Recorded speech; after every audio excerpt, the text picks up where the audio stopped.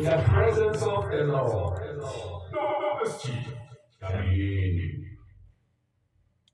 ST Media ikwethulela i-roadshow enkulu eJohannesburg eKagiso ngaphansi kwesihloko esithi nangoJesu ngomhla ka-30 August 2025 starting from 10 a.m. till late. eKagiso i-address yakhona ithi Kagiso Drive and Big Street ngaseLusham Hostel. Kanti izikhulumo ezobe zikhona umfundisi uManqoba Nhleko all the way from Durban kanye nomfundisi uModisani from eKagiso. Kanti umculo nendumiso ukhona Minister Faith Wenya Amahle Shezi nokulunga Nxumalo khona Amandla Msomi Tebogo Mabhoso owaziwa kwi-God's Army. Kanti for more details 0788 417 844 or 067 732 2417. Asibonane khona Kagiso Roadshow. See you there.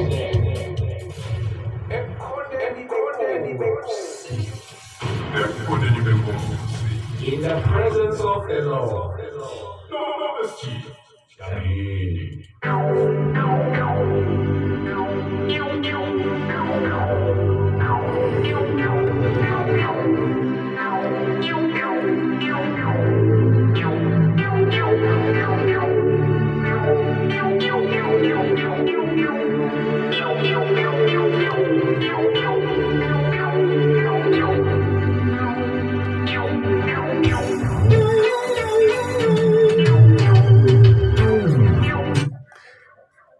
Asibingelele bazalwane egameni likaJesu Kristu waseNazaretha. Thank you so much for tuning in. Siyanibingelela nonke bazalwane bami kuphi nakuphi la ekufinyelela khona lo msebenzi wethu. Siyabonga kakhulu ke nibingelela uST wakwaDlamini. Ngiyazi ukuthi Eastern Cape is in the house, Gauteng is in the house, KZN is in the house. And even abroad, ngiyanibingelela even nalapho phesheya egameni likaJesu Kristu waseNazaretha. We have our faithful followers across the country. Siyanibingelela kakhulu bazalwane bami egameni likaJesu Kristu waseNazaretha. Sesikulo ke lelo hlelo Sunday ntambama. If awuyanga enkonzweni usendaweni right kakhulu, we got you covered. Not ukuthi we are encouraging ukuthi ungaye enkonzweni. Iya next week kodwa ke if ungayanga ngezathu zakhe ezihlukahlukene yazi ukuthi ke namhlanje ke la sikuphathela izwi elizoshungelwa khona ke lapha live.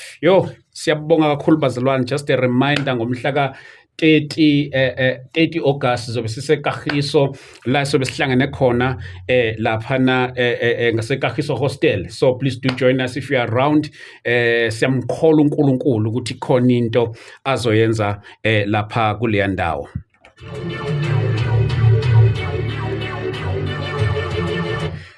Sizoluqala kuhlelo lwethu kungekudala bazalwane bami inkulu into uNkulunkulu azoyenza. Something great is about to happen. We'll start our show namhlanje egameni likaJesu Kristu waseNazaretha. Sizwe lokhu uNkulunkulu anakho afisa ukukhuluma nezinhliziyo zethu namhlanje egameni likaJesu Kristu waseNazaretha. We'll go straight to umama uHazel. We are joined by umama uHazel ozokhona ukuthi asivulele inkonzo yethu namhlanje kalokhu inkosi engakubeka kuyena. We are joined by umama uHazel on the line. Mama, siyabingelela egameni likaJesu. Niyaphila kodwa mama?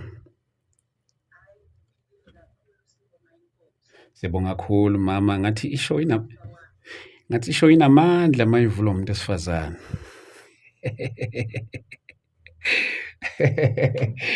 Yes baba. Yes mama. Now we thank God mama. Sicela mama ukunikeza wena nje lokhu inkosi ekubekile enhlizweni yakho mama for these few minutes and then you pray for us mama.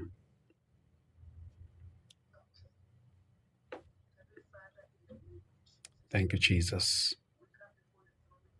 Yes, Lord. Jesus. Thank you, Jesus.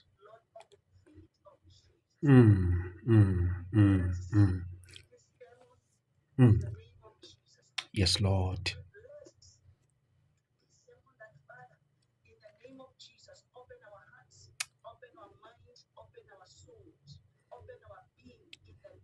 Thank you, Jesus. Mm, mm, mm, mm, mm, mm. Yes, Lord. Mm, mm, mm, mm, mm, mm. In the name of Jesus. In the name of Jesus. Oh, Jesus, Jesus, Jesus, Jesus. Jesus, Jesus, Jesus, Jesus, Jesus, Jesus. In the name of Jesus.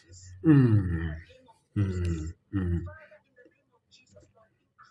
mm, mm, mm, mm. Lama kasha tokolebesia. Mm, mm.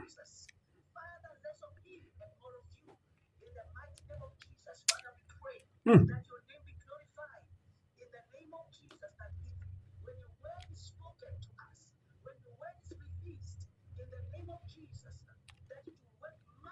Oh, my God. Mm, mm, mm, mm, mm, mm, mm. In the name of Jesus.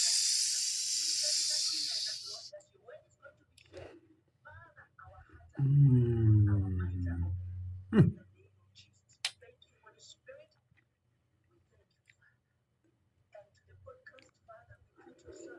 In the name of Jesus. Mm, mm.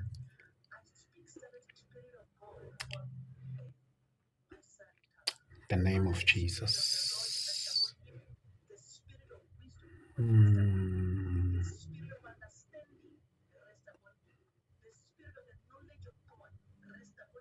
my God. Mm, mm, mm, mm, mm.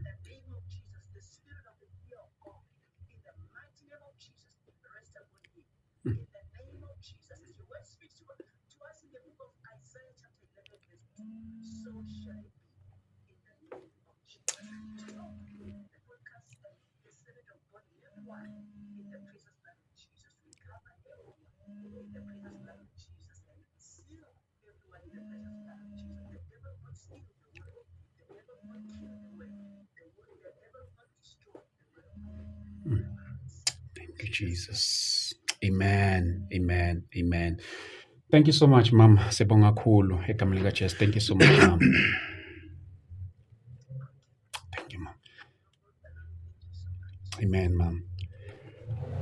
Besinayo Mom Hazel, yena bekade sivulela ngomkhuleko egameni likaJesu Kristu waseNazaretha.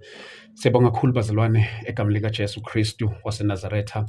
Sizoya ezwini likaNkulunkulu namhlanje sizwe lokhu uNkulunkulu akubekile egameni likaJesu Kristu waseNazaretha. Siyambonga kakhulu uNkulunkulu bazalwane bami egameni likaJesu Kristu waseNazaretha. Let me remind you the name of the show egameni likaJesu Kristu waseNazaretha.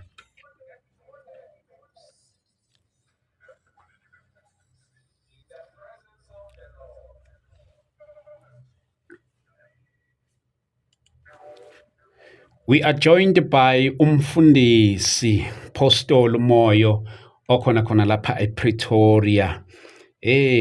Bazalwane bami, ya umsebenzi kaNkulunkulu uyaphakama ngamandla, ngamandla, ngamandla, ngamandla, ngamandla. uNkulunkulu ke uyazenzela bazalwane bami ngendlela yakhe. So sikhona ke khona la usivakashele sizwe lokhu inkosi ekubekile kuyena namhlanje egameni likaJesu Kristu waseNazaretha. Mpostoli, angithathele ithuba ngikubingelele man of God egameni likaJesu bese ngikwamukela. Hallelujah. Amen. Sibingelele siba egameni lenkosi ethu Jesu. Sibingelele to the fathers of the faith. sibingelele kubazalwane bonke egameni lenkosi yethu Jesu Kristu waseNazaretha. Sibingelele umzimba kaKristu nabo bonke abalaleli egameni likaJesu. Siyabonga kakhulu Mpostoli. Thank you so much. We are so happy and you are honored ukuvashelwa nguwe la namhlanje. Siyathanda nje Mpostoli ukuthi lokhu inkosi engakubeka kuwena namhlanje inhlizweni yakho inhliziyo zethu ziready ukwamukela. Siyacela nje ukuthi whatever lokhu uNkulunkulu akubekele kuwena ungashiyi nokuncane ukhulumisane nezimpilo zethu namhlanje. Ibandla likaJesu lilindele lilalela namhlanje ukuzwa lokhu inkosi ebabekele khona namhlanje. Amen. Amen. Siyabonga kakhulu egameni lenkosi yethu Jesu Kristu. Usechazile ke usiba la ukuthi ngumfundisi umoyo khona la ePretoria. Yes. Egameni likaJesu. Ngibuya ke ebandleni leChrist Family Assembly. Okay. CFA. Yes. Hallelujah. Amen. Siyabonga kakhulu egameni likaJesu. Ngaphandle kokuba sichithe isikhathi ngicela singene nje ngokaJeremiah chapter 38. Okay. Sizocaphuna nje amavesi ambalwa bese nami ngisike lijikayo bese ngihlala phansi siba. Yes. Jeremiah 38 verse 3. Yes. 4. Yes. 6 to 13. Okay. Jeremiah 38 verse 3, 4, 6 to 13. Now the Bible reads as follows. Thus says the Lord, this city shall surely be given into the hand of the army of the king of Babylon, and he shall take it. Ish. Verse 4, therefore the princes said to the king, we beseech you, let this man Jeremiah be put to death, for talking thus he weakens the hands of the soldiers who remain in this city and the hands of all the people by speaking such words to them. For this man is not seeking the welfare of these people, but to do them harm. Ish.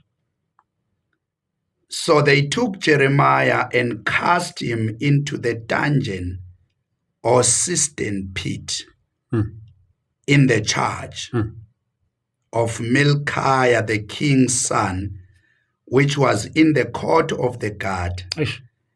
And they let Jeremiah down into the pit with ropes, and in the dungeon or cistern pit there was no water, but only mire, Hey, Nkosi yami. which is mud. And Jeremiah sank in the mire. Now, when Ebed-Melech the Ethiopian, a Cushite, one of the eunuchs who was in the king's house, heard that they had put Jeremiah in the dungeon or cistern pit, and while the king was then sitting in the gate of Benjamin, Hey, Nkosi yami.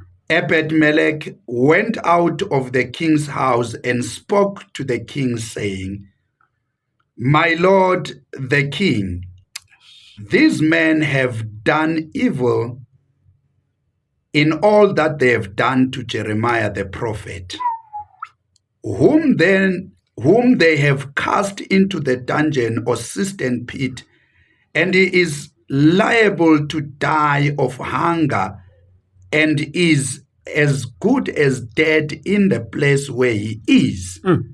For there is no more bread left in the city. Then the king commanded Ebed-Melech the Ethiopian, saying, Jesus. take from here 30 men with you, and raise Jeremiah the prophet out of the dungeon or cistern pit before he dies. Inkosi yami. So Ebed-Melech took the man with him and went into the house of the king to a room under the treasure, and took along from there old rags and worn-out garments, and let them down by ropes into the dungeon or cistern pit to Jeremiah. And Ebed-Melech the Ethiopian said to Jeremiah, "Put now these old rags and worn-out garments under your armpits, under the ropes." And Jeremiah did so. So they drew up Jeremiah with the ropes and took him up out of the dungeon or cistern pit. Inkosi yami. And Jeremiah remained in the court of the guard. Now, where we read today, Siba nebandla likaKristu, mhlambe ake sikhumbuze omunye Yeah. into abayaziyo abazalwane, kodwa kubalekile ukuthi sifika kanjani la ku38, chapter 38. Ungubani yena uJeremiah? Uzokhumbula ukuthi uJeremiah ngumfana omncane. He is called by God, ordained by God, and anointed by God before his birth. Yeah. Okay. Angazi noma uyasizwa leso statement. He is called by God, Yes. appointed by God, anointed by God, and assigned by God before his birth, Eish. before his existence. Yes. Now sikutholaphi lokho? Sizwa kune conversation between God and Jeremiah. Yes. Uthi uNkulunkulu kuJeremiah, Jeremiah, I knew you before you were even formed in your mother's womb. I knew you before you were even born. Aish. Now, I ordained you and I made you a prophet. So uJeremiah uzalwa nje, yena akazi ukuthi useke waphila before. Uzalwa nje akazi uJeremiah ukuthi yena use-asayiniwe izulu ukuthi azokwenza umsebenzi kaNkulunkulu, to serve the purpose. Because iqiniso lonke lithi Siba, wonke umuntu ozelwe uzalelwe injongo kaNkulunkulu. Yes. Uzalelwe ipurpose kaNkulunkulu. It doesn't matter ukuthi uzalwa kwi-background enjani. But now usufikile la emhlabeni, uNkulunkulu then unveils this plan. Yeah. That's why athi kuJeremiah ku29 uthi Jeremiah, I know the plans that I have for you. They are not plans to harm you, but they are plans to prosper you and give you good health. So in other words, Jeremiah, awungathuswa izinto ohlangabezana nazo empilweni, suke waphila wena before. Umdala phezu kwesimo.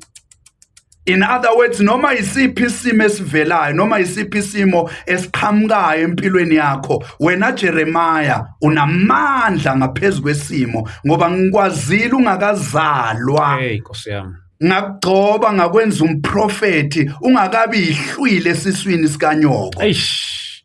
Kusho uNkulunkulu ukhuluma noJeremiah, bawu2 unikeza uJeremiah iplan nepurpose yempilo yakhe. Ukuthi ungazuzikhohlwe Jeremiah ukuthi wena ungubani. Now lithi iBhayibheli kusasene conversation enjalo ke, inkulumo phakathi kaJeremiah noNkulunkulu. uJeremiah nami ngiyacabanga ukuthi nginguJeremiah vele nami ngangaba nawo lo mbuzo. Hey. Uthi uJeremiah understand ukuthi uyapi ngale nkulumo yakho. Uthi mina phela mangibuka ngokweminyaka ngisaseyijongo nje, ngisasengumfana. In other words, I'm still wet on the ear. Kusase kuningi nami ngisadinga ukuthi ngifundiswe kukho. Now you are giving me an assignment that is bigger than my eyes. My God. Now, uthi Jeremiah, I'm only a youth. Hey. And futhi angikwazi nokukhuluma kahle, I'm not eloquent. My God. Mhlambe ngizothi ngiyakhuluma bese ngicasula abantu, mhlambe ngizothi ngiyakhuluma bese ngikhuba abantu, ngizothi ngithi ngiyakhuluma kungikhulume kabi. I'm only a youth. Sengazuthi uJeremiah kwakukhona abantu ngiyazi akubhaliwe ezwini kodwa ngiyacabanga nje ngiyami ingqondo esiba ukuthi kungenzeka khona abantu abakhomba wathi uNkulunkulu waye ungahambeli lapha ngoba eTempelini kukhona abafundisi abadala kunayo. Yes. eTempelini kukhona isystem ephelele engangokuthi mangabe ufuna umuntu ozoqhubeka abe yivoice bakhona abantu ongabakhetha bakhona abantu abadala kunami. uJeremiah unikezwa iassignment enzima because uzo-understand ukuthi uJeremiah njengoba efika esiba ufika engumprofeti ozoba yi-advisor also to the king. Now akhona ama-advisor enkosi. Ngiyacabanga futhi ukuthi ngaleso sikhathi babekhona abaprofeti njengalokhuya ngesikhathi sika-Elijah lithi iBhayibheli there were other prophets. Yes. Angisakhulumi ke ngalabo abawu-7,000 ababefihlwe yinkosi, ngikhuluma mina ngababe exista. Sikutholaphi ngesikhathi uElisha ehamba elandelelana no-Elijah. uElijah la yakhona athi mina angikwazi ukukudedela la uyakhona nami ngiyakhona ngoba khona into engiyifunayo. Yes. Now sizwe endleleni kukhona abaprofeti elithi iBhayibheli babemdiscourage uElisha bathi do you know ukuthi your master is about to be taken. So ngiyacabanga ukuthi ngesikhathi sikaJeremiah siba babekhona abaprofeti ababengathatha over kodwa uNkulunkulu ngoba ukubuka kwakhe akufani nokubuka kwabantu. Hallelujah. uNkulunkulu mayezokhetha umuntu akayi ngeeloquence futhi akayi uNkulunkulu ngokuthi lo muntu mhlambe ibackground yakhe iyamvumela na ukuthi angama phambi kwabantu akhulume nabantu, usangaluleka namakhosi, usangathatha isikhundla esikhulu kangaka njengoJeremiah. Kodwa sizwa ke ngiyagijima ke ngiyaphuthuma siba ngifuna ukuthi siyofika lapha ku 38 chapter 38. Okay. Now lithi iBhayibheli uNkulunkulu wasethatha ke ilahle a call. Hey. Wasethinta ke uJeremiah olimini lwakhe. Ngazuthi kukhona into ayifaka kuJeremiah. Uzokhumbula lithi iBhayibheli uNkulunkulu is a consuming fire. In other words usethi uNkulunkulu ukhululeka Jeremiah njengoba ngikuthinta ngelahle kanje kahle am prophesying kuwe ngizo activate lento oyiyo okade ungayazi wena ukhuluma ngokuncipha kwengqondo yakho. Because you have got a limited mindset. Awuzazi kwa wena ukuthi wena ungubani. Kodwa ake ngithi ukuvusa lento engaphakathi. That is why ngokuhamba kwesikhathi siyamuzwa uJeremiah ekhuluma athi ingumlilo lento ivalelwe kimi emathanjeni ami. Hallelujah. Ngoba lento wayithola ngesikhathi ene-conversation ehleli noNkulunkulu. uNkulunkulu wathi ngizozifihla kuwe. Nkosi yami. Ngoba mina I'm a consuming fire. Kodwa ngizozifihla kuwe, ngizozifaka ngaphakathi kwakho. Now ngamanye amazwi uNkulunkulu ke manje uzo-activate lento enguye uJeremiah. My God. Engaphakathi kaJeremiah. Ukuthi Jeremiah you are going to become the voice to the nations. Uzokhuluma kanye nendalo ikulalela, uzokhuluma kanye namakhosi akulalela, uzokhuluma kanye nesizwe sonke sikulalele, uzokhuluma kanye ne-judicial system ekhona, ne-Levite system ekhona ikulalele ngoba kukhona into engaphakathi kwakho eyaziyo. Hallelujah. Khona into engayifaka kuwe ngikwazile Jeremiah ngaphambi kokuba wena uzalwe. I knew you before you were even born. Uzokhuluma nomuntu olalele namhlanje ukuthi uNkulunkulu uyakwazi wena.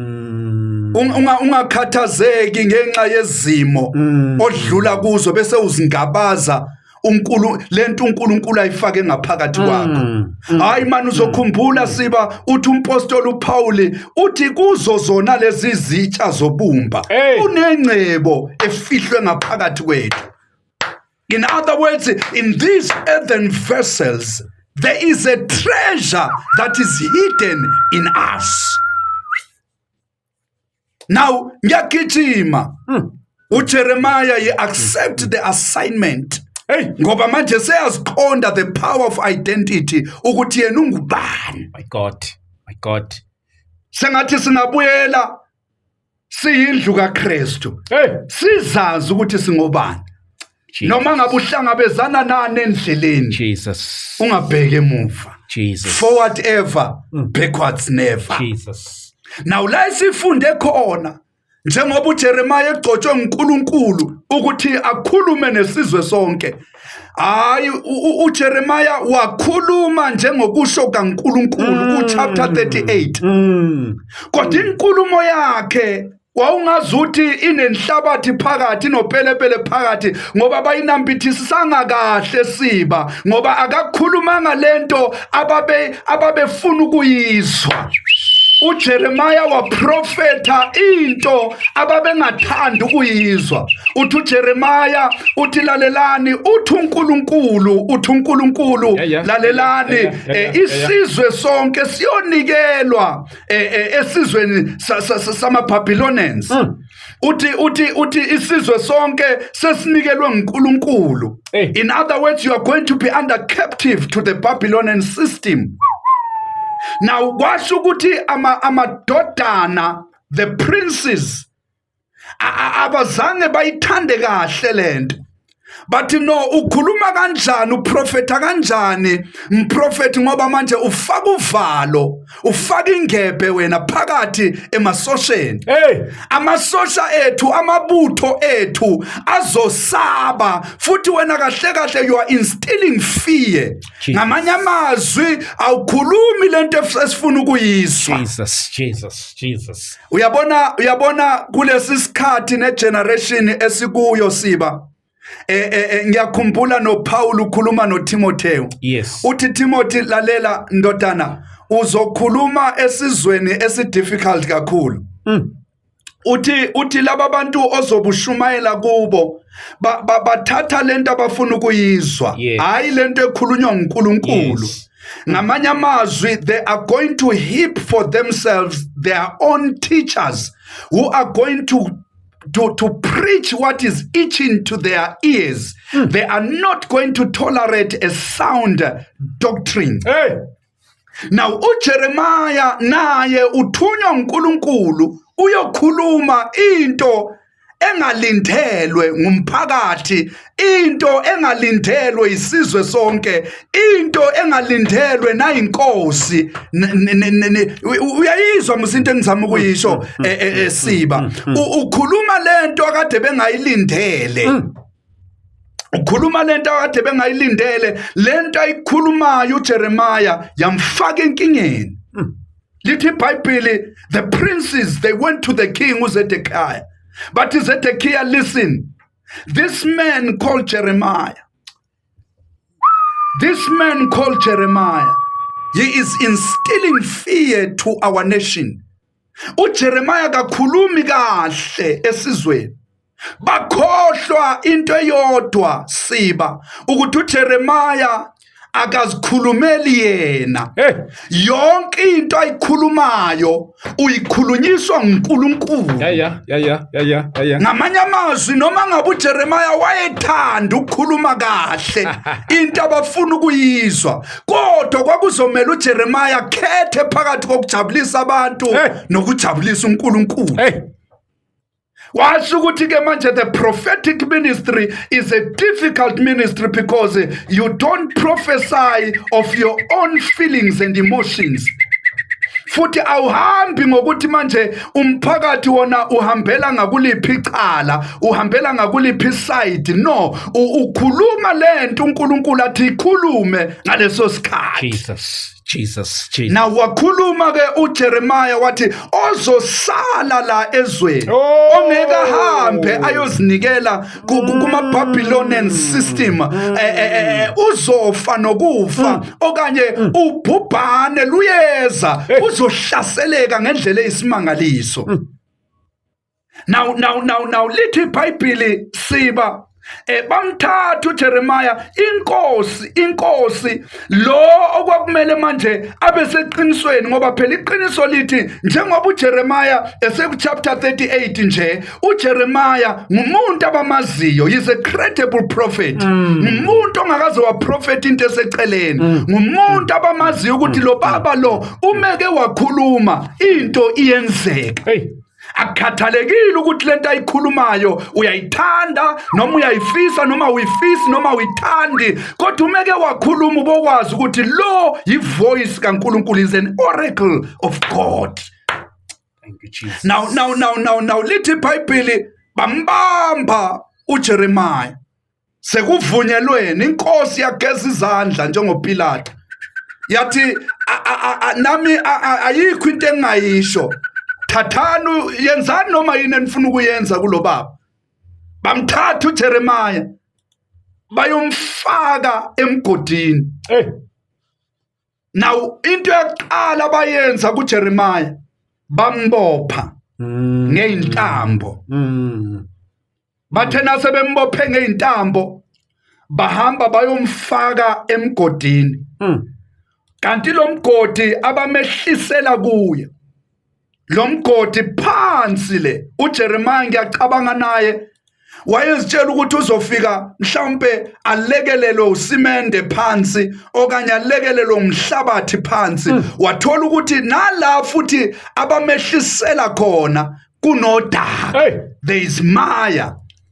Kwasho ukuthi kumele manje uJeremiah angatholi stability, angatholi ground to stand on, angatholi capacity yokuthi ame naye mhlambe azilwela zama amaqhinga ukuthi angakhuphuka kanjani aphume kulomgodi abamfake kuwo. Kwatholakala ukuthi ke manje laba mehlisela khona kunodaka, okusho ukuthi manje isimo sika Jeremiah siloke sihamba siba worse than before. Baqale bambopha ngeintambo futhi before sifika la ekuboshweni ngeintambo baqale bamkhandela uzungu lokuthi lo muntu singambulala kanjani, ngoba phela icebo labo kwakuyikuthi uJeremiah kumele afe. They must do away with uJeremiah. Amen. He's becoming the wrong voice, not the voice that they anticipated, not the voice that they would have loved to listen to. So bamthatha ke kusho ukuthi kahle kahle ubhekana nesimo sokuthi manje kumele aqanjelwe amanga ngoba manje kumele baspice yonke into enkosini kuze uJeremiah isuthe the narrative lento abafuna ukuyenza. Jesus. Now lithi iBhayibheli bambopha bamehlisela phansi. Uthe mayifika phansi wathola ukuthi naphansi la khona kunodaka. Kusho ukuthi kumele futhi ashone phansi abambeke abe stuck abe stagnant. Now kunomuntu engizokhuluma naye namhlanje siba kuyiSunday. Come on now. Egameni lenkosi yethu uJesu. Othi mfundisi umoyo ngiyakuzwa ukuthi uyapi. Yes. Lesimo osichazayo ngoJeremiah ngathi ngiyasibona empilweni yami. Nkosi yami. Khona umuntu othi mfundisi mina sengikhathele ukuqhanjelwa amanga ngabantu. Bamisinterprete into engiyikhulumile. Bayithathe bayenze ngendlela bona abafuna ngayo, abaphusha ngayo ama-agendas abo. Now njengoba uJeremiah phakathi kwalesi simo, uJeremiah akenzanga lutho siba. Lento ayikhulumile uthunywe nguNkulunkulu, uthunywe nguSomandla, uthunywe ngumdala wezinsuku ukuthi akakhulume lento, kodwa kwatholakala ukuthi lento ayikhulumayo ayilindelwanga emphakathini, akusiyinto abantu abafuna ukuyizwa. Ngiyathandaza egameni likaJesu ukuthi singabi ibandla elilalela kuphela lokho esifuna In the ukukuzwa. name of Jesus. Asibeni ibandla elizolalela ngisho noma uNkulunkulu esekhuza. Ngisho noma uNkulunkulu esekhalimela. Yes. Ngisho noma uNkulunkulu esethi awenzanga kahle. The name of Ube nomoya ukuzithoba uthi makukhuluma uNkulunkulu Yes. angina choice kumele ngilalele. Ngegama likaJesu. Ngiyathandaza ukuthi uNkulunkulu akasivusele ibandla elinjalo. More especially kulesi sizukulwane esikuso, this generation that we are preaching to. Akusekho lula ukushumayela iqiniso. Hey. Kodwa ngiyakhumbula uPaul ekhuluma noTimotheo. Uthi Timotheo, season of or out of season, preach the truth. That's true. Khuluma iqiniso. Bekushayela izandla, khuluma iqiniso, sebesonga nezandla. Khuluma iqiniso. uJeremiah ufela iqiniso. Hey Nkosi yami. Ungena esimene esinje ufela iqiniso. Na ukhona omunye othi mfundisi umoya. Nami ngibophekile baba. Yeah. Financially ngiyazizwa. Sengibathe ngiyazama, ngiyabona ukuthi ngibophekile. Bambopha uJeremiah. Bambopha. Angazi ngibane engikhuluma naye. Othi mfundisi umoya, nami ngiyazizwa ngibophekile. Hey Nkosi yami. I feel it even nasemndenini wami ngiyabona ukuthi sonke sibophekile. Noma sithi sizama sifuna umsebenzi awutholakali. Abashadayo, abashadelwayo bayahamba bayabuya bonke. Akukhathalekile whether ngamadodana okanye ngamadodakazi ala ekhaya, noma beke bahamba bonke bayabuya. Ifamily bophekile. Jeremiah naye bambopha. Kodwa ekholwa. Hayi manje ngikhuluma nomuntu othi uNkulunkulu kuphi isimo sinje. Ngikhuluma nomuntu othi yena uzoduba ukuya enkonzweni, uzoduba nokuthandaza, akasafuni lutho nje emhlanganisa noNkulunkulu ngoba aka-understand ukuthi wayedlula esimene esinje kodwa ebemthanda uNkulunkulu, ebekhonza uNkulunkulu ngeqiniso nangomoya. Hey Nkosi yami. uJeremiah naye wayemkhonza uNkulunkulu, emkhonza ngeqiniso nangomoya. uJeremiah wayezimisele ebukhoneni bukaNkulunkulu, futhi njengoba ephakathi kwalesi simo akangeniswanga ukuthi wayephapha, akangeniswanga uJeremiah ukuthi akafakwanga kulesi simo ngenxa yokuthi mhlawumbe wayezikhulumela yena, ezakhela yena igama. Wayethunywe uNkulunkulu, wakhuluma lokho uNkulunkulu athakusho, kwamfaka enkingeni. Khona abanye namhlanje inkinga zabo zihlangene nento eziningi. Kahle kahle wena ulwiselwa nje into eyodwa ukuthi uyakholwa. Hey Nkosi yami. Uzokhumbula lithi iBhayibheli, when David was anointed, the Philistines, including the king, they all came in numbers against Jeremiah, against David. Ngamanye amazwi, ukugcotshwa kwalokho nje ukuthi ugcotshiwe kungakubangela izitha empilweni. Khona nje ukuthi usindisiwe kungakudonsela izibi zezitha empilweni. Umangale kukhona abantu abangakuthandi bengakwazi.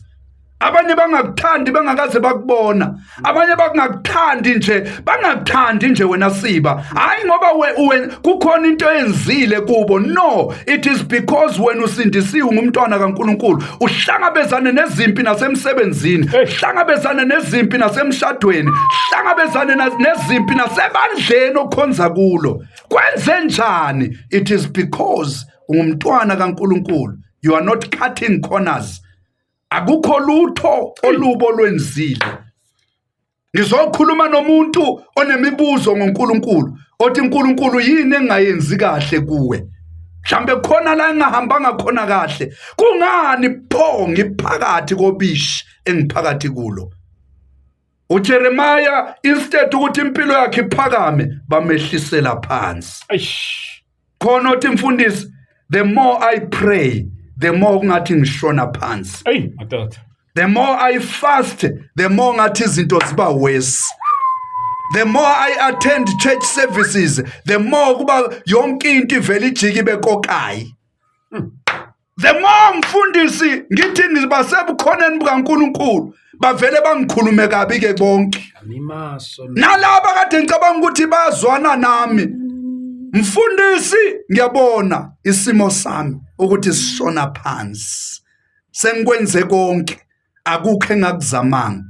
Namhlanje ngizokhuluma nomuntu onjalo ngizothi ukhona uNkulunkulu. Nkosi yami. Ukhona uNkulunkulu owakwazi ungakazalwa, owakwazi ungakabi yihlwili. Hayi man, ukhona uNkulunkulu owakugcoba wena wakwemphatha wakufukamela ungakazalwa. Khumbula ukuthi ungubani. Ngaphazanyiswa izinto odlula kuzo. Ungaphazanyiswa ibude bendlela yokholwa. Endleleni yokholwa zikhona izimpi zohambo. uJeremiah naye njengoba ebhekana nezimpi zobuprofeti nezimpi zokuba ngumntwana kaNkulunkulu, kodwa simuzwa ephika uNkulunkulu. Futhi asimuzwa uJeremiah ethandaze phansi emgodini, phansi odakeni, athi uNkulunkulu buka ungifaka obishini, uNkulunkulu buka ungifaka enkingeni. Kodwa uJeremiah understood ukuthi I'm bigger than the situation. Le situation iqala manje. Mina I was there before my birth. Bengikhona ngingakazalwa. Ngoba uNkulunkulu uthi I knew you before you were even born. So in other words, uJeremiah uke wa exista in the spirit. Mfundisi ngiyayibona impilo yami ishona phansi. Mfundisi ngiyabona umshado wami ushona phansi. Mfundisi ngiyabona umsebenzi wami ngathi uyaphela. Mfundisi kukhona izinto engibo instead ukuthi ngathi ngiyaphakama ngibona ngishona phansi. Now lithi iBhayibheli wangena uJeremiah uthe seshone phansi kanti uzothi shiqi phakathi obishini. Ukhona umuntu othi mfundisi angazi ukuthi lento ngizozibangula kanjani lento engiphakathi kwayo. Angikwazi nokunyakaza. Ngiphakathi kobishi. Ngiphakathi obishini. I'm in the deep mire. Angazi ukuthi ngizophuma kanjani nokuthi ngizokhishwa ngubani. Ngoba eqinisweni lithi iBhayibheli laba bemfake khona siba kwakumnyama, kusemgodini kumnyama. So in other words, uJeremiah noma ngabe uyathanda wayengeke amthola umuntu ongamsiza. Kwase kumele manje afane noDavide athi ngiphakamisela amehlo ami ezintabeni. Usizo lwami liyovela phina, liyovela kuJehova owadala izulu wadala nomhlaba. Hayibo siyafika isimo kuyafika nje isikhathi empilweni siba la ubona khona ukuthi la imizamo yami la isangisizi ngalutho. La uyabona na ukuthi la noma ngabe kuthiwa ngizama, noma ngabe kuthiwa ngifonela abantu, akekho umuntu ongangisiza unless uNkulunkulu angenelele yena self. Ngiyathandaza egameni likaJesu ukuthi kuleso simo phakathi kwaso akumethemba uNkulunkulu. Haleluya. Kuleso simo phakathi kwaso kulolo bishi ongene kulo. Angazi luphi ubisho phakathi kwalo. Uyazazi wena njengoba ngikhuluma kanje uphakathi kobishi. Kodwa ukhona uNkulunkulu uphakathi ebumnyameni. Ukhona uJehova oyikukhanya kwezwe. Now lithi iBhayibheli ngiyayithanda into kaNkulunkulu siba ngoba uNkulunkulu is our present help. uNkulunkulu uyafika nalabantu bengafinyeleli khona. Now uNkulunkulu wenza isu, wakhanda isu. uNkulunkulu wenza indlela futhi wayenza ngendlela engajwayelekanga. Lithi iBhayibheli ngaphandle kwakukhona indoda ogama layo ngu-Ebed-Meleki. U-Ebed-Meleki, he was an Ethiopian man. He was a foreigner. Ubengahlobene nokuhlobana noJeremiah. Kodwa wayebuka isimo uJeremiah ayephakathi kwaso. In other words, yonke lento yenzeka nje, u-Ebed-Meleki ubhekile. lalela ngizothi mina amazulu ayibukile inkinga yakho ngizothi mina uNkulunkulu uyibhekile indaba yakho angazi udlula pha empilweni angazi kukuphi laba ngakutrithanga khona fair kodwa uNkulunkulu ehlele emazulwini uyabuka sometimes kungenzeka uNkulunkulu siba angangeneleli ngesikhathi esimdinga ngaso kuyenzeka izulu lithule lingafinyeleli ngesikhathi sifuna usizo kulo hayi manisiba uzokhumbula ngesikhathi uMaria noMartha behlaselwe ikugula umfowabo uLazarus ehlele ephethwe kufa lithi iBhayibheli bambiza uJesu isikhathi sisavuma bambiza uJesu isikhathi sisasekhona kodwa uJesu akazange responde ngendlela ababefisa ngayo futhi uJesu akazange aresponde ngesikhathi sabo kodwa uJesu waresponda ngesikhathi sakhe ngoba uNkulunkulu bazalwane unesikhathi sakhe kuisikhathi sikaNkulunkulu ke sibizwa Kairos moments, Kairos season, Kairos yakho mayisifikile okanye Chronos moment yakho mayisifikile leso sikhathi uma yena sengenelela uNkulunkulu akhathalekile ukuthi wena usudlulelwe isikhathi hayi uNkulunkulu mayesefika ngesikhathi labantu sebegoqe khona izandla labantu sebehambile labantu bengasakunaki labantu bengasakubingeleli khona uNkulunkulu yena mayesefika nokufile siba kuyavuka wavuka uLazaro abantu sebemncwabile abantu sebeconfirmile ngokufa kwakhe abantu sebemwrite off abantu besho ukuthi ayikho into engaphindi yenzeke kuLazarus ngoba besikhona esethuneni sambona sambeka samfihla uLazarus angeke kwenzeke aphinde simbone futhi ephila kodwa kwasho ukuthi uNkulunkulu siba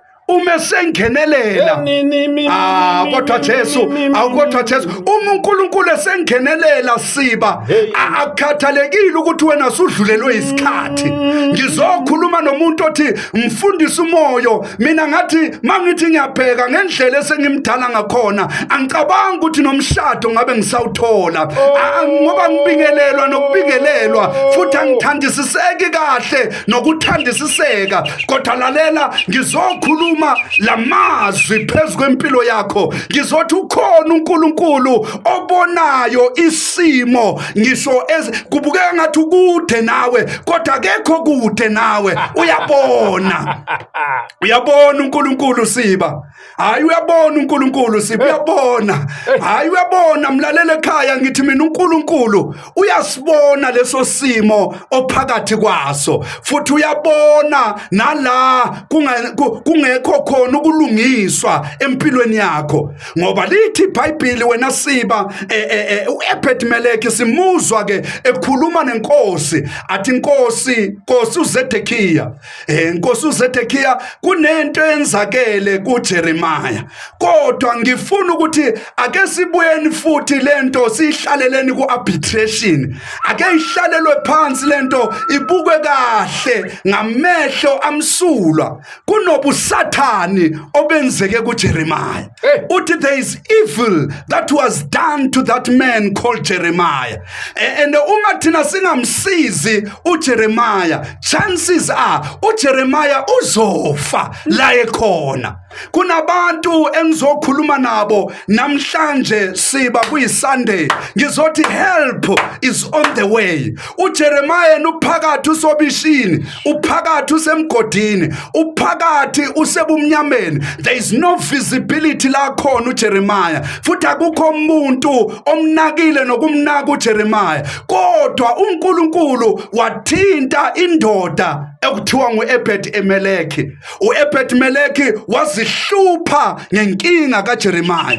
Ngiyathandaza ukuthi uNkulunkulu akakuvusela abantu empilweni abazozihlupha ngewelfare yempilo yakho, abazozihlupha ngebhizinisi lakho, abazozihlupha hayi ngendlela embi kodwa ngendlela enhle, ukuthi singasiza kanjani lo mzalwane leli bhizinisi lakhe lingafi, singamsiza kanjani lo mzalwane labantwana bakhe bakwazi ukuya esikolweni, singamsiza kanjani lo mzalwane ngoba siyambona yena la khona kusebumnyameni, la khona usobishini, futhi babesazi kahle abantu bendawo ukuthi wonke umuntu oke waphonselwa kuloya mgodi Siba bekungekho lutho olubuyayo laphaya, akekho umuntu kade sinda laphaya unless you have a rescue team that comes to your rescue.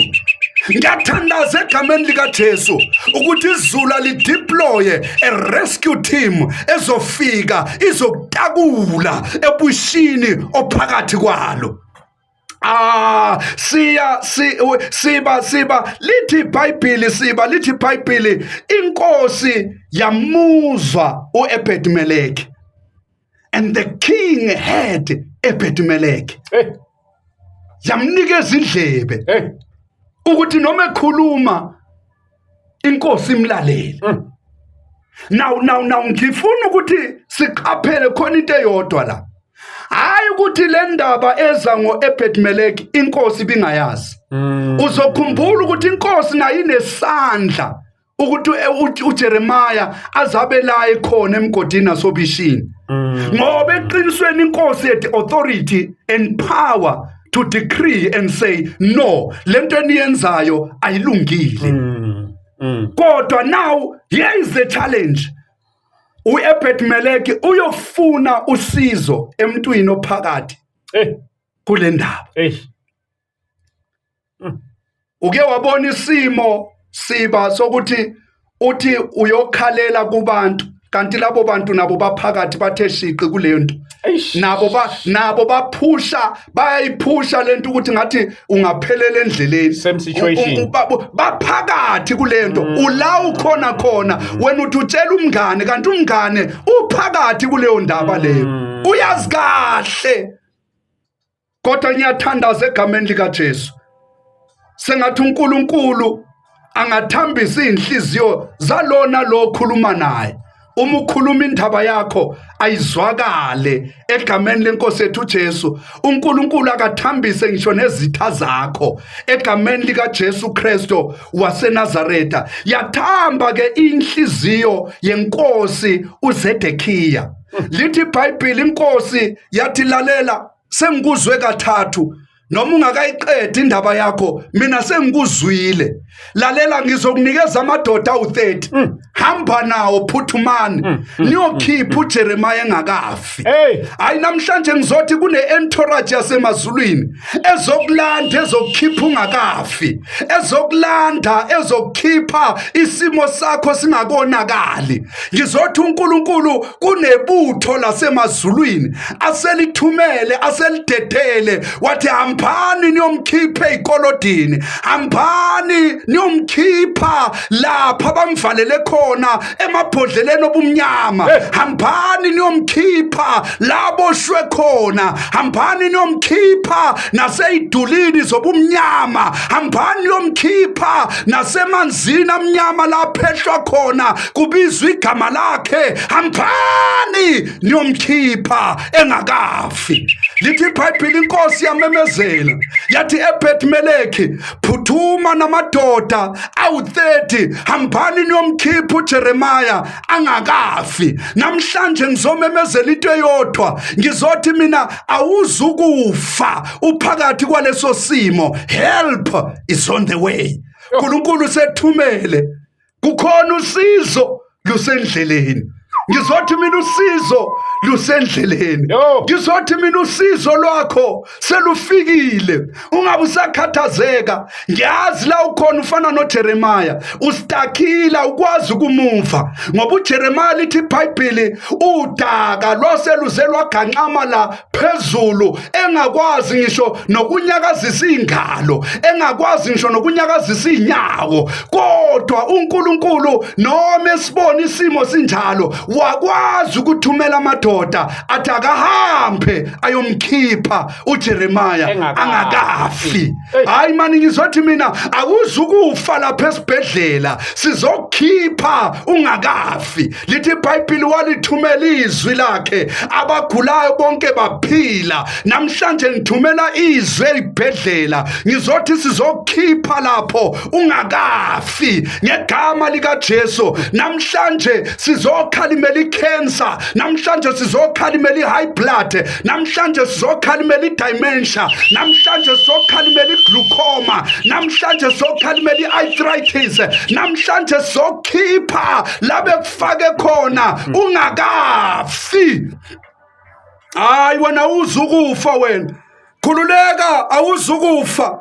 No, awuzukufa wena. Ngizomemezela namhlanje egameni likaJesu, ngimelane nomoya wokufa egameni elinamandla. Noma sebekufakile kuleyo ngozi yemoto, awumangali ngani wena namanje usaphila, kungoba izulu lathumela ingilosi lathi izulu hambani niyomkhipha kuleya ngozi engakafi. Nawe kade sekubhaliwe ekhalendeni yobumnyama ukuthi wena ngeke uqede unyaka ka-2025.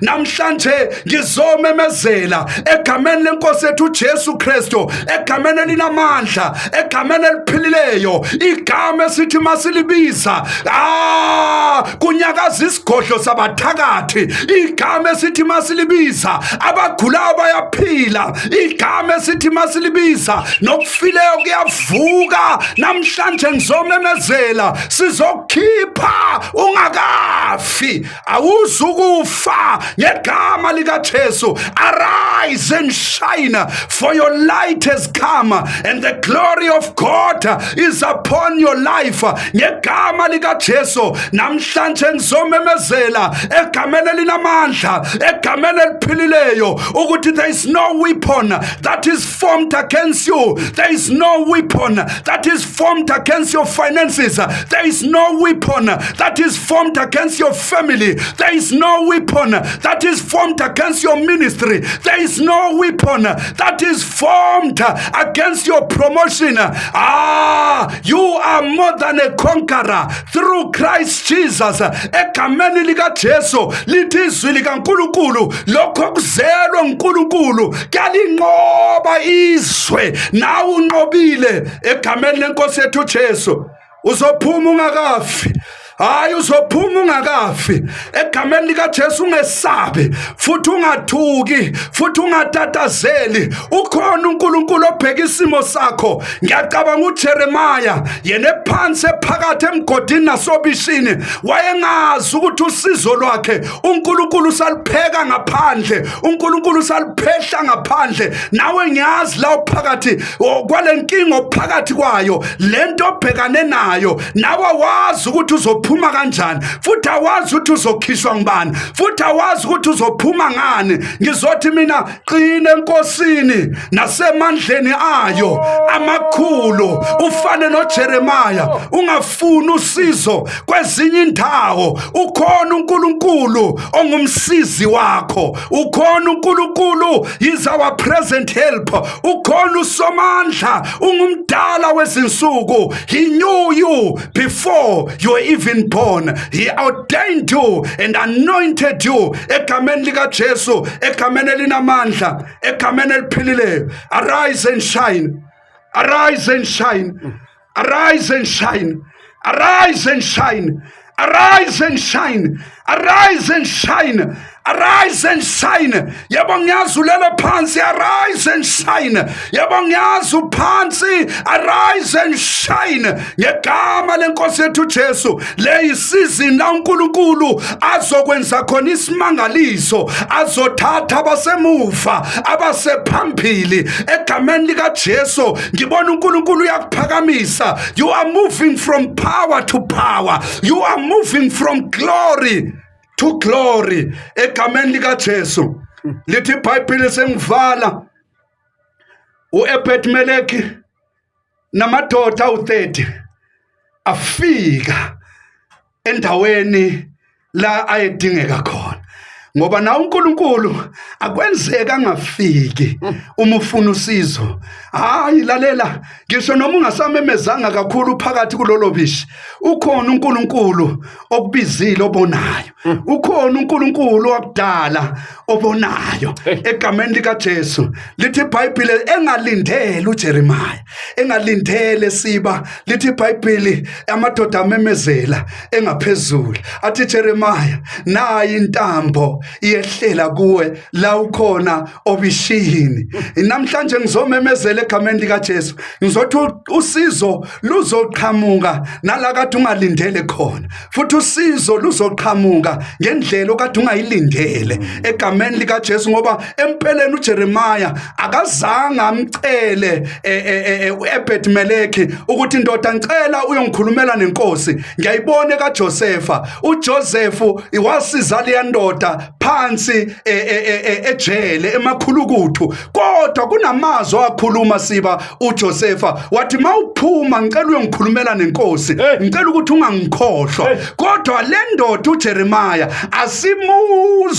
asimuzwa ecela noma ethumela ethi ngicela niyongitshelela inkosi ukuthi lento yenzeka kimi, it's not fair. Kodwa wathula, wamethemba uNkulunkulu phakathi kobishi, wamethemba uNkulunkulu phakathi kobunzima, wamethemba uNkulunkulu phakathi kobumnyama. Kwezwakala usizo lumemezela luthi Jeremiah, kunentambo ehlela kuwe, intambo yomusa. Ngizomemezela namhlanje egameni lika Jesu ukuthi khona intambo yomusa egameni lika Jesu. Akhathalekile ukuthi uphakathi kobisho olungakanani, uma uNkulunkulu evumile, ngisho noma bengathi no abantu, uNkulunkulu uzokuphakamisa kunjalo egameni lenkosi yethu Jesu. uNkulunkulu uzopha. Sibona manje uJeremiah sekuyisikhathi sokuphakama kwakhe. Hayi man, for every season of a downfall there is always a season that is coming for your lifting egameni lika Jesu. Awuzi ukuphelela obishini, awuzi ukuphelela phansi. Impilo yakho yebo kungenzeka abantu bayi-experiencile ishona phansi, bakubona abantu ushona phansi, futhi babazi nabantu abakushonise phansi, ngoba eqinisweni njengoba uphakathi kwale nkinga okuyo, uyasho uEbed-Meleki uthi lento enziwa kuJeremiah inobusathane, inomoya omubi phakathi. Nawe ngiyazi ukuthi lesimo phakathi kwaso kukhona isandla semfene phakathi, khona isandla somuntu lapho egameni lika Jesu. Kodwa don't worry, uNkulunkulu uzokuphakamisa. When man says there is a casting down, uNkulunkulu always say there is a lifting up. Kunabantu namhlanje uNkulunkulu abaphakamisayo egameni lenkosi yethu Jesu Kristo. Wena bambelele entambeni yomusa, kukhona intambo yomusa. Bambelele entanjeni yomusa, uyibambe ngezandla zombili, ngoba lithi iBhayibheli athi lamadoda athi Jeremiah, le ntambo ifake ngaphansi kwamakhwapha bese uyibamba ngezandla zombili kuze sikwazi ukuthi sikhuphule. Namhlanje egameni lika Jesu ngizothi ikhona intambo yomusa, ikhona intambo yensindiso egameni lika Jesu. Akhathalekile ukuthi uphakathi kobishi lwezono, kodwa leyo ntambo yomusa iyakwazi ukukulanda nalabantu sebeshaya khona amakhala, nalabantu bengasafinyeleli khona, nalabantu sebegeza izandla ngawe bengasafuni lutho, bengasafuni nokuyihlanganisa nawe, ngoba siyafika isikhathi nesizini la abafowenu nodadewenu bangafuni ukusondela eduze kwakho, kube ngazuthi uneleprosi, kanti lutho ufela nje ukuthi ukhulume nje izwi leqiniso egameni likaJesu. Ufela nje ukuthi wena ungumntwana kaNkulunkulu, ufela nje ukuthi wena usuvula ibhizinisi, ufela nje ukuthi wena abantwana bakho bayaphumelela, ufela nje ukuthi wena into zakho ngathi zihamba kahle, bese kukudalela izitha. Lithi iBhayibheli uJeremiya wayibamba intambo yomusa, bamkhuphula egameni likaJesu. Ngizomemezela namhlanje egameni elinamandla, uyakhuphuka wena, uyaphakama wena egameni likaJesu. Phakama, phakama, phakama, phakama. You are lifted, you are lifted in the mighty name of Jesus. You are lifted. Futhi uNkulunkulu esethumela usizo ukuthi lukuphakamise, akhathalekile ukuthi bake bakhuluma kabi before, ngoba eqinisweni uJeremiya wayekhulunywe kabi, and labantu kwakungamelanga nabo bamsize ngoba babezwile izinkulumo ezazikhulunywe ngoJeremiya. Angazi na ukuthi yiziphi izinkulumo ezikhulunywe ngawe. When uyahamba nje umangala abantu bayaqhela, abantu bayahlehla kuwe, kanti kukhona abantu abakhulume kabi ngawe. Uphakathi kwalolo bisha usizwa ngumuntu, kanti kukhona umuntu othe ningamsizi, myekeni ahlale njalo obishini. Kodwa lalela, ukhona uNkulunkulu emazulwini obonayo, futhi ngiyabona izulu selithumela usizo lwakho egameni likaJesu. Na ungasebenzi ngathi ngiyabona khona umuntu ozonqonqoza nje emnyango wakini avela athi lalela, sicela iCV yakho kuyaqashwa laphaya egameni likaJesu. Lalela, uNkulunkulu uzophendula ngendlela kathi ungabhekanga ukuthi angaphendula ngayo, kodwa ngiyabona ukuthi uNkulunkulu usewuphendulile umthandazo wakho. Ngibona uyakhuphuka, ngibona uyakhuphuka, ngibona uyaphakama, ngibona uyaphakama nasemandleni. Nawe kade ungasathandazi, ngibona uyakhuphuka nasemthandazweni, ngibona uyakhuphuka naku-attendance esontweni, ngibona manje uyaphakama, uyakhuphuka egameni likaJesu Kristu, egameni elinamandla. Ngibona ibhizinisi lakho liyakhuphuka, liyaphakama. Ngibona ama-customer ayeza, ama-client ayeza egameni likaJesu. Hayi mfundisi wami, khululeka, ngibona abantu bayeza kuwe ngobuningi, ngobusizo selufikile egameni lenkosi yethu Jesu Kristu waseNazaretha. Siyabonga kakhulu balaleli emakhaya, inkosi yomusa inibusise egameni likaJesu. Next week siyeza futhi sobe sikhona khona la same time egameni likaJesu, sobe siphethe nama testimonies, nizwe ukuthi uNkulunkulu wenzani la emzini wasePitoli ngomfundisi umoya. Ngiyazi omunye mhlambe uthi ngubani umfundisi lo egameni likaJesu Kristu, egameni elinamandla, umfundisi umoya weChrist Family Assembly CFA egameni likaJesu khona la ePretoria. Thank you so much Siba, inkosi yomusa ikubusise mfowethu. Amen. Thank you so much Mpostoli, siyambonga kakhulu uNkulunkulu ngawe, siyambonga kakhulu uNkulunkulu ngawe egameni likaJesu. Mhlambe kwabafisa ukuthola i-address yasesontweni bayithola kanjani, tholakala kanjani kwanawe nawe nje directly? Inamba yami Siba ithi 067 603 1614 067 603 1614. Sitholakala la ePitoli phakathi edrobheni eArcadia Center egameni likaJesu. Wena odrivayo uzongena ngapha ku-security, phephe kakhulu indawo yethu. Ungena ngapha kwi-Boomgate ku-security, it's 515 Johannes Ramukwase Street, 515 Johannes Ramukwase Street. Okanye mawuhamba ngeenyawo, uhamba ngepublic, uzokhuphuka izitezi siku-3rd floor, uzongena ngapho ke wena lapha yaku 376 Steve Biko Road, 376 Steve Biko Road egameni likaJesu.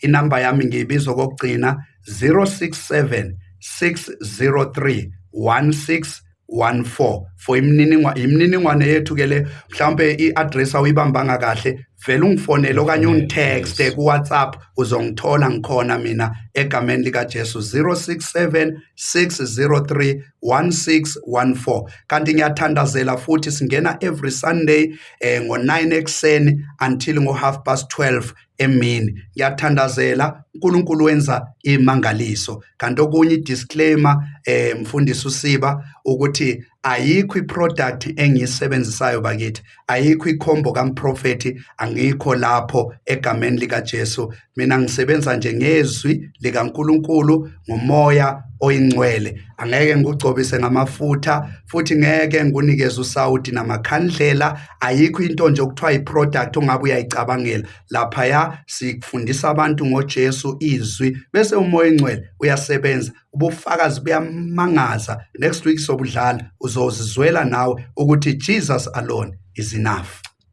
Wow. Siyabonga kakhulu mpostoli. Thank you so much. uNkulunkulu akasigcinele wena ke. Siyethemba ukuthi inkosi yosigcina sibe nawo futhi nangalela viki elilandelayo. Siyabonga kakhulu bazali bami lapha emakhaya egameni lika Jesu Kristu waseNazaretha besisonke lapho nompostoli. I hope ukuthi you are transformed, ubusisekile ngezwi likaNkulunkulu lapha namhlanje. Niyazi ke nani, same time same place. Engakhohlwa ngomhla ka 30 August sizobe silaphana eKagiso, the street of Kagiso, sobe sigcwele khona laphana siyomemezela uJesu egameni lika Jesu Kristu. Asibambelana ke for namhlanje, sibonane nangeviki elilandelayo egameni lika Jesu Kristu. Ayingcini inkosi. Amen.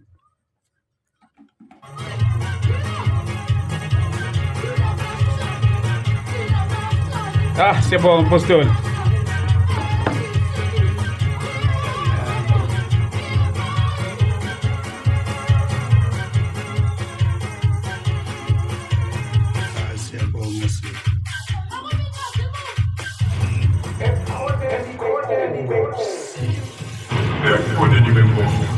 In the presence of the Lord.